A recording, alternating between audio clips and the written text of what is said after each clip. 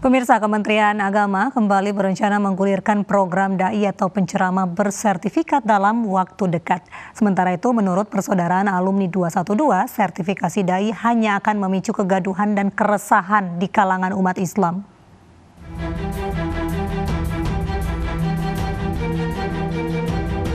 Setelah pada akhir tahun lalu, rencana Kementerian Agama untuk memberikan sertifikasi pada dai atau penceramah sempat menjeruak.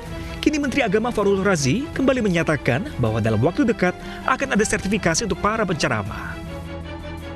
Program ini bertujuan untuk mencetak dai yang berdakwah di tengah masyarakat tentang Islam yang membawa kedamaian. Nantinya, masjid-masjid akan diisi oleh para dai-dai yang bersertifikasi. Dengan begitu, masjid juga bisa dijadikan sarana menguatkan kerukunan bangsa. Menteri Agama menegaskan bahwa program ini sifatnya tidak mengikat, sehingga hanya diikuti penceramah yang berkenan saja. Program ini akan melibatkan Ormas Islam dan MUI yang memulai program sertifikasi pada November 2019. Sementara itu, menurut Persaudaraan Alumni 212, sertifikasi dai ini hanya akan memicu kegaduhan dan keresahan di kalangan umat Islam. Sertifikasi ini dikhawatirkan akan mengotak-ngotakkan dai yang sudah menyebarkan syiar Islam selama ini. Tim Liputan iNews melaporkan. Program sertifikasi untuk dai atau penceramah yang akan digulirkan Kementerian Agama dikhawatirkan menimbulkan keresahan. Terkait rencana program tersebut, kami hadirkan cuplikan dialog dengan Ketua Komisi Dakwah Majelis Ulama Indonesia, Cholil Nafis, dalam program iNews sore tadi. Kita ingin meningkatkan kualitas dai dan juga ingin melindungi yang memang jadi dai dan tidak bisa memasukkan orang yang tidak jadi dai. Hanya saja barangkali penyelenggara dan juga model sertifikasi yang tadi harus melibatkan ormas atau pemerintah hanya fasilitator diberikan kepada ormas. Karena kami di MUI sudah memulai, sudah angkatan 3 dari ormas-ormas yang kami lakukan standarisasi ya. Jadi pada prosesnya adalah standarisasi kepada ormas-ormas untuk meningkatkan kualifikasinya. Tapi tidak mengikat menjadi orang yang tak punya sertifikat menjadi tidak boleh berceramah. Karena memang kita tidak ada konsekuensi, kewajiban untuk membayarnya. Berbeda dengan penyuluh agama yang memang punya pemerintah. Sehingga kita bisa melakukan pelarangan. Tapi hal ini nggak bisa dilarang, tapi yang lebih perlu adalah standarisasinya. Atau dai bersertifikat untuk meningkatkan kualitas para dai. Yang kedua, memang memastikan yang menjadi dai adalah orang yang punya kompetensi dan kualifikasi sebagai dai. Ada 3 yang kami berikan untuk peningkatan kualitas dai. Yang pertama, pemahaman Islam wasati. Tentang pemahaman Islam yang wasatiyah menjadi ummatan wasata litakunu syuhada 'alan nas. Jadi ia menjadi orang memahami Islam secara komprehensif, Islam hadir sebagaimana agama, tidak diseret kepada kepentingan individu, kelompok, komunitas, atau politik. Memang adalah Islam sebagai rahmatan lil alamin. Ini yang kami sebarkan. Yang pertama, pemahaman Islam. Yang kedua, hubungannya Islam dengan negara.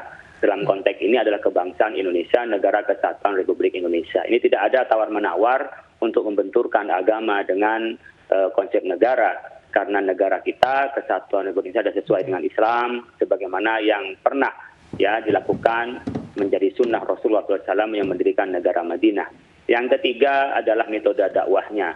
Metode dakwah yang inspiratif, metode dakwah yang mencerahkan, yang mengangkat harkat martabat kemanusiaan dan kebangsaan, hindari dari caci maki itu, ya. Salah satu wisudawati terbaik dengan predikat cum laude, Musdalifah Arif, diwakili ayah kandungnya lantaran meninggal dunia sehari sebelum wisuda. Musdalifah meninggal dunia dalam kecelakaan tunggal pada bulan Mei silam.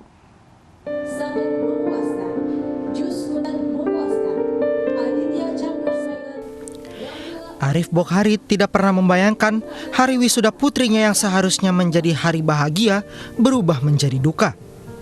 Putri tercintanya Musdalifah Arif meninggal dunia sebelum hari wisuda yang sudah dinantikannya. Adik Musdalifah Arif SIP diwakili oleh ayahanda tercinta diberkati oleh Presiden. Arif hadir untuk mewakili putrinya dalam prosesi wisuda Universitas Islam Negeri UIN Alauddin Makassar.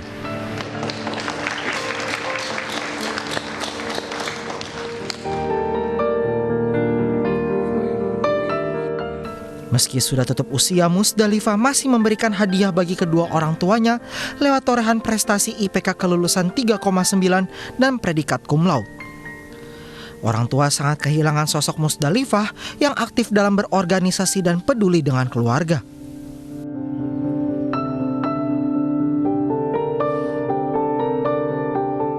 Sangat sedih deh.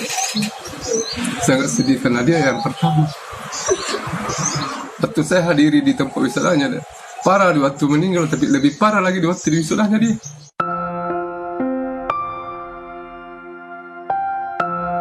Musdalifah meninggal dunia dalam kecelakaan tunggal di Kabupaten Bulukumba saat menjenguk rekannya yang sakit pada bulan Mei lalu. Sebelum musibah kecelakaan terjadi, Musdalifah sudah merencanakan untuk melanjutkan pendidikannya ke jenjang S2 usai wisuda.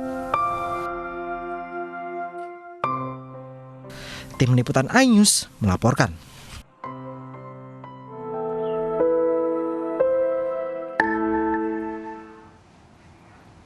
Jelang peringatan kemerdekaan Republik Indonesia, sejumlah tempat wisata bersiap menggelar upacara dengan cara yang tidak biasa.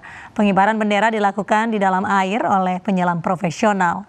Tak hanya penyelam, berang-berang pun ikut mengibarkan bendera.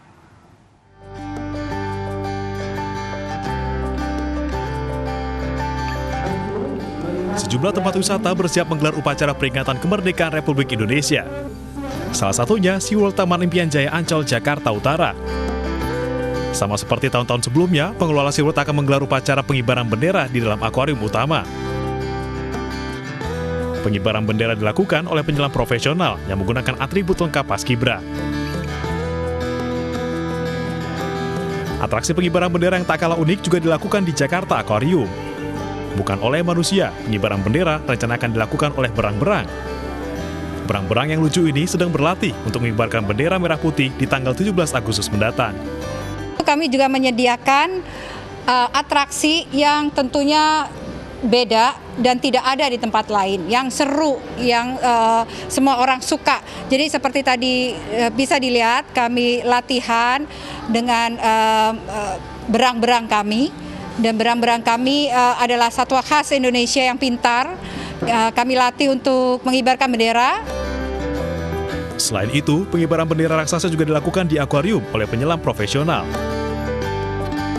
Tarian Putri Duyung semakin memeriahkan pengibaran bendera di dalam air ini. Dari Jakarta, Tim Liputan iNews melaporkan.